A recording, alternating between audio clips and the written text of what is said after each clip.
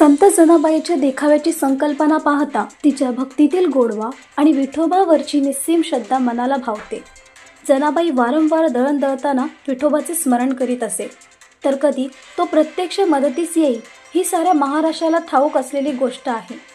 त्याचे प्रत्यक्ष उदाहरण म्हणून कुडाळ तालुक्यातील पाट माधववाडी येथे गणेश भक्त विठ्ठल माधव यांच्या गृहस्थानी हा अद्भुत देखावा साकारला गेलाय।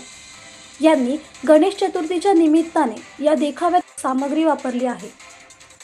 माती, गवत, बांबूंची टोपली आणि पाण्याचे रंग यांसारख्या नैसर्गिक वस्तूंचा वापर करून संत जनाबाईच्या भक्तीचा देखावा साकारण्यात आला।